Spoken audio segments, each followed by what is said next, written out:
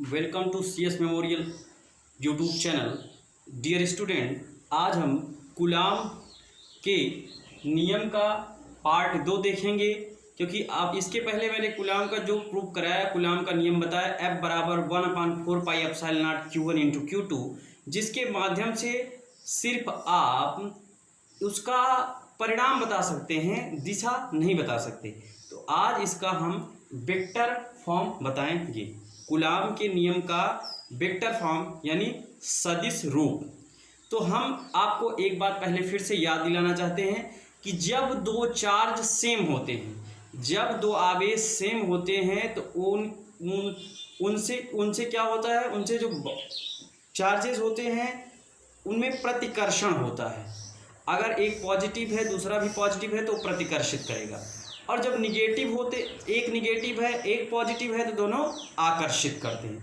तो अगर दोनों डिफरेंट चार्जेज होंगे तो वो उनके बीच अट्रैक्शन होगा, और अगर वो दो चार्जेस जो होंगे इक्वल होंगे और सेम होंगे तो उनके बीच क्या हो जाएगा, रिपल्सन होगा।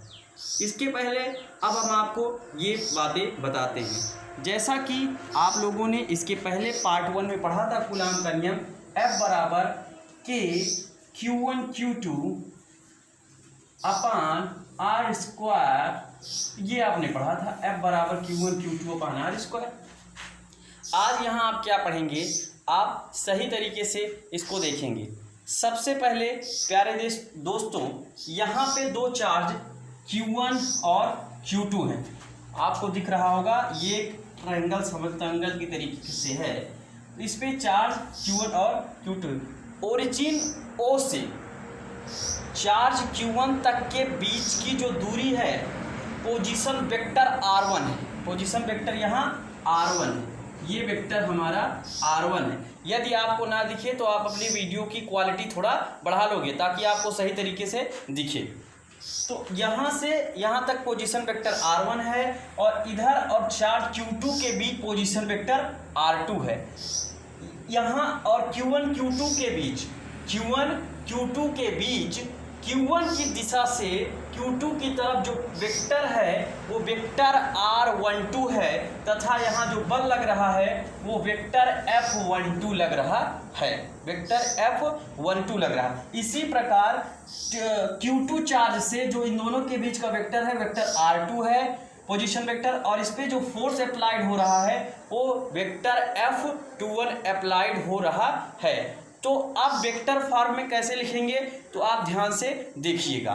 सबसे पहले आप यहाँ देखिए, जब हम वेक्टर फॉर्म में लिखते हैं तो यहाँ लिखते हैं वेक्टर F21, यानी चार्ज दो से एक की तरफ जो बल लग रहा है उसके दिशा से वेक्टर F21 इक्वल टू होगा कि Q1 Q2 अपान अब Q1 Q2 किस तरीके से, चार्ज 2 1 से, इसकी वजह से किसकी तरफ से, इधर लगेगा। अगर इधर लगेगा तो यहाँ क्या हो जाएगा, R12, ये R12 क्या है, मैग्नीट्यूड का स्क्वायर इनटू R12 का कैप, इसको बोलते हैं R12 का कैप, R12 का कैप इसे पढ़ोगे। दूसरा, ये तो पहली बात हो गई, किस चार्ज की वजह से, Q1 की तरफ से 2 1 फोर्स F21 इसकी वजह से लगा। अब इसकी वजह से क्या लगेगा, vector F12 is equal to के Q1 Q2 अपान R21 के परिणामी का स्क्वायर इंटू R21 का कैप। ठीक, ये बात आपको समझ में आ गई होगी। अब लॉ ऑफ वेक्टर लगाएंगे, लॉ ऑफ वेक्टर लगाएंगे और आपको समझ में आएगा। देखो लॉ ऑफ वेक्टर क्या होता है कि वेक्टर R1 ये देखो इस साइड वेक्टर R1 और फिर R12 ये डायरेक्शन, इसका और इसका एडिशन इसके बराबर होगा।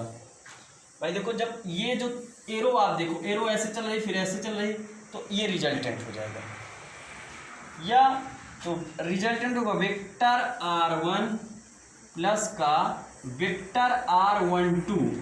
ये यहाँ से आपने स्टार्ट किया और ये डायरेक्शन आप देखते चलिएगा, ये वेक्टर R1, फिर ये एरो देखिएगा vector R12 is equal to क्या हो जाएगा परिणामी, ये वेक्टर R2। और अगर डायरेक्शन चेंज होगी तो तुरंत आपका साइन भी चेंज हो जाएगा। डायरेक्शन चेंज हुई तो साइन आपका चेंज हो जाएगा। अब हम यहाँ आपको बताते हैं,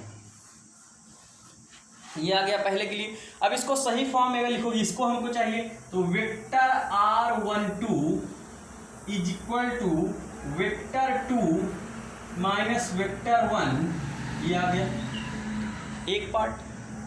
दूसरी बात आप परिणामी में आप देखोगे तो ये आपको इतना समझ में आ गया होगा। आप दूसरी बात जब परिणामी में देखोगे दूसरे के लिए Q2 चार्ज के लिए, तो Q2 चार्ज के लिए क्या हो जाएगा, वेक्टर R1।